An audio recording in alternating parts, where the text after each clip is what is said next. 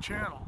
And the further I get into retirement, the further I get from having to be around the tracks, the more I enjoy being around them, watching different stuff. I've learned a lot from you rail fans about different locomotives and different trains, and I've learned a lot from you, and I know a lot of you say you've learned a lot from me, so it's a mutually beneficial relationship, and I enjoy it.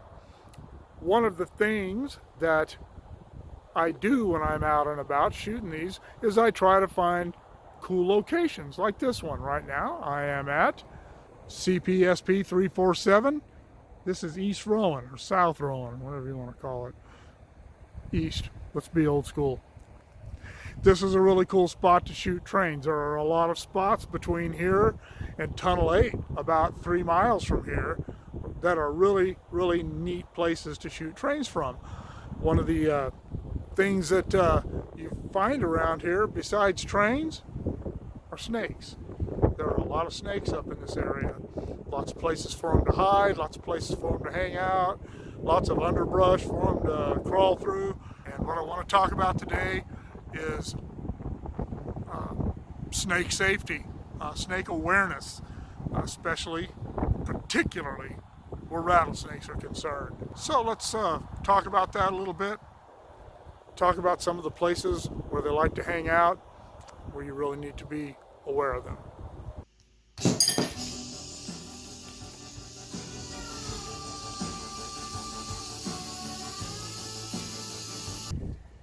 All right, talk a little bit about what to expect and what not to expect from snakes, again, particularly rattlesnakes. The snakes that are pretty common up here: gopher snakes, king snakes, and rattlesnakes. King snakes and gopher snakes are completely harmless to humans. They're not aggressive, and neither are rattlesnakes. Rattlesnakes are not aggressive. If you were to walk up on a rattler and you surprised it, it'll start rattling. It'll coil up, it'll start to rattle. But that's how it warns you that you're getting in its area. If you hear a rattler start rattling, stop, don't panic, don't take off running, don't start picking up rocks and start throwing them out or anything. Just stop, stay calm, look around, locate the snake, and move away from it. And you move away from it, and it'll move away from you. Snakes don't like us any more than we like them. Well, some people like snakes. I'm not one of those people, but I'm not afraid of them, and I don't give them any grief. So I've said in a couple other videos, I got an agreement with snakes. I don't mess with them, they don't mess with me. I've seen lots of snakes over the years. I've been in close proximity to quite a few of them, and I have never had one come after me. If you're in Southern California on the Tehachapi, the Cajon, out in the desert, any of these places during snake season, you need to be aware that they are around. Chances are you're not going to see them. You see them driving down the road sometimes, and you know they're crossing the road, but generally when you're out here and about, you don't see them. They know when people are around, they know when animals are around, animals that are too large for them to mess with, and they just stay put or get out of the area. Snakes don't have hearing like humans and other animals, dogs and cats and etc.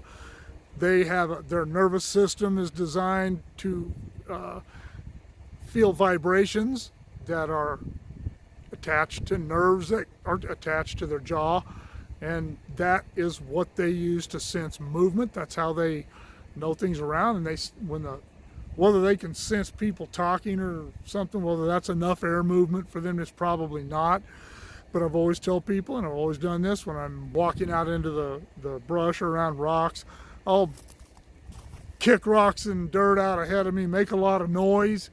If I'm gonna have to be around rock formations, which I generally try to avoid during snake season, I'll throw a couple of rocks in there and let them know I'm coming, and they will either start rattling and warn me, or they'll leave the area.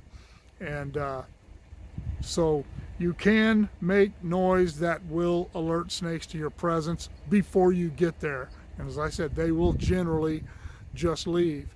And if you're going to go into a rock formation or in deep brush or something, you're making that noise, walk slowly. That way you give them time to respond. If you're doing that and you hear a snake start to rattle, stop. Like I said, figure out where the snake is and go the other way. Don't run, don't jump, don't holler, don't panic. Just go away.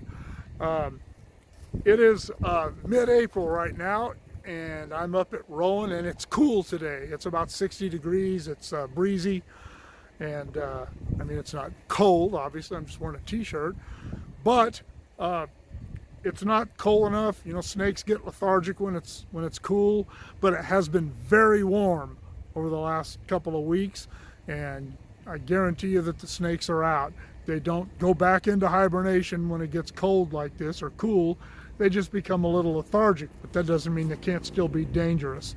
So let's look at a few places where snakes like to hang out to stay cool and to stay warm.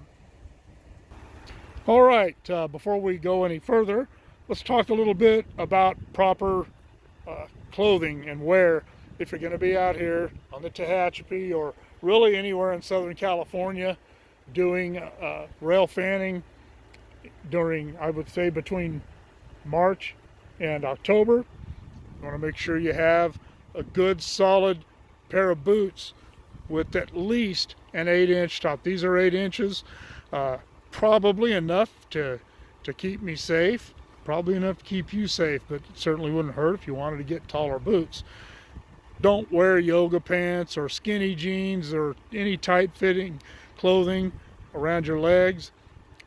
Make sure you got a pair of good solid jeans on, and that way chances are if a snake were to strike at you, chances are it's going to be below the knee. They're generally down at ground level. If you're walking somewhere where you're walking by rocks, I don't suggest doing that. Stay away from those kind of places where you're not sure what's there. But snakes are generally going to strike you below the leg, and make sure you got jeans on. A lot of times they'll strike at you, they'll get your jeans, and they won't get you, in the skin. All right, let's move along. All right. Well, one of the places snakes like to hang out is when it gets cool. And that's like today. It's very cool today. Really very cool for snakes. They're probably all hung out somewhere where they can stay warm. But along the rail is one of the places that you do see snakes hanging out. Is one of the places that I have seen snakes laying out to stay warm. That is generally at night during the summer when it gets hot during the day. The rails collect a lot of heat and they release it slowly. And so the snakes will come out here, they'll stretch out alongside the rail and stay warm. So I know that most people don't rail fan at night, but even for people who work for the railroad that have never seen that, if you're out here at night working, just be aware that that is definitely one of the places you might see a rattlesnake. All right, you can see right there a critter hole. I don't know what kind of critter dug that hole, but snakes don't dig holes. They don't have any teeth or any feet to do it with. But what they will do is they will seek shelter in a hole that another critter dug. They'll go in there, and those generally go into some sort of a area where the snake can get turned around, and if there's any critters in there, maybe he'll kill them and eat them, and maybe he won't. Maybe he'll just hang out. But they will go in those holes to seek shelter. They won't lay in wait for you to walk by and bite you. That's not what they do. But I have seen rattlers and gophers go into those holes before. So just be aware that that is one of the places that snakes hang out. All right, and this is a culvert that goes under the tracks here. Culverts are places that snakes like to hang out. They're generally cool inside when it's hot outside. I guess one of the things I forgot to mention is that snakes are just susceptible, or any reptile really, just as susceptible to extreme heat as they are extreme cold. Reptiles cannot regulate their body temperature, and they don't like to get hot or cold. So in the summertime, when it gets really hot, they'll seek places like this, or holes like we talked about from other critters. Any place where it's shady and relatively cool and out of the sun. So culverts are a popular place for them. So if you're walking by culverts in the summertime, be careful. All right, one of the other places that snakes love are rocks. And you can see that the way this rock formation is all, this is all granite, and it's got plenty of little hiding places in there for snakes and all sorts of critters.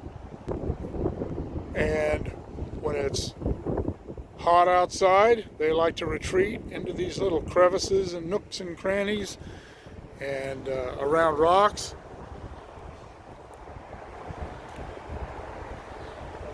Sometimes I'm sure you don't even know they're there. They see you and they just stay where they are. They're not in danger as long as they're concealed inside these cracks, so they're not going to worry about you.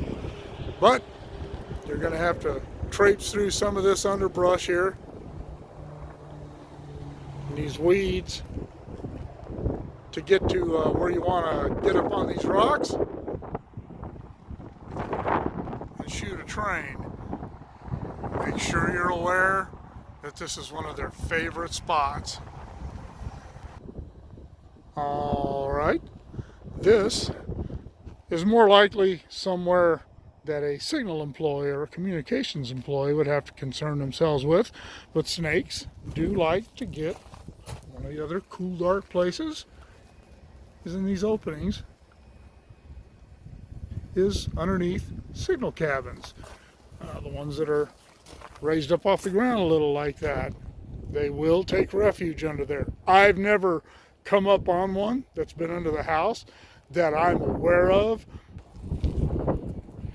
There's always room for them to get under there. One other place I want to mention before we're done here. If you're out here and you're at a location for quite some time, you got your car parked out there, shade is shade. Snakes generally stay in the shade in small places where they can't really be seen or bothered by anyone, but I have seen them underneath vehicles before. So when you're going back to your car after a couple hours of watching trains go by or video them or pictures or whatever, always take a peek under your car, especially if you have a low slung car, and make sure there isn't a snake under there waiting to bite you on the leg. All right, one more thing before I let everybody go. There's another place that you will see snakes when the weather gets cool, that you'll see snakes, is around roads.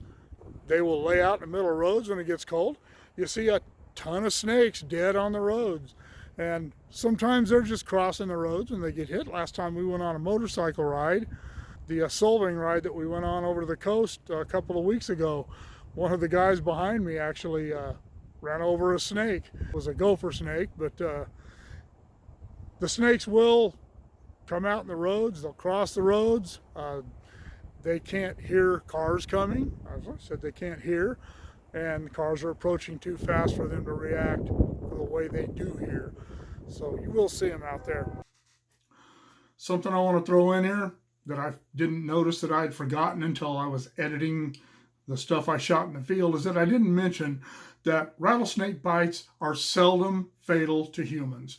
Unless you have an allergic reaction or the bite is really gets into an artery or something in your neck or some weird thing, chances are you're gonna be okay. So don't panic. Wrap the wound. Do not apply a tourniquet. Do not do the old snake bite kit thing when you cut and suck the poison out or anything. Don't do that. That's more likely to cause infection problems than anything else. Try to keep the bite elevated if it's in your arm or something. Obviously, if in your leg and you have to drive, you can't do that. But if you're with someone else, if you have a back seat you can lie down in, keep your leg elevated, do that. Get to a hospital as quickly as possible. Most California hospitals have anti-venom that counteracts the effects of a snake bite. It's a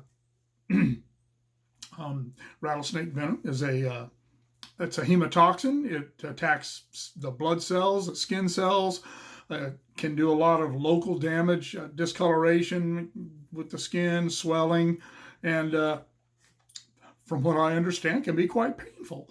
But it is rarely fatal. So don't panic. Try to stay calm. I know it's easy to say sitting here in a chair, but try to stay calm. Try to get to a hospital as quickly as possible. Chances are you'll be just fine. But anyway, just thought I would put a little snake thing together. I hope that was informative. If you're a snake expert out there and you have a better understanding or more things to add to this, please add them in the comments below. If I'm wrong about it, like I said, I'm not an expert. I just know from the experience and the classes I've gone to how snakes behave. So anyway, if you've got any comments, please leave them comment below. Keep shooting those ideas at me. Like, share, subscribe, click on the bell if you want to be notified of future content. We'll see you all later, and I hope it's not at a hospital with a snake bite.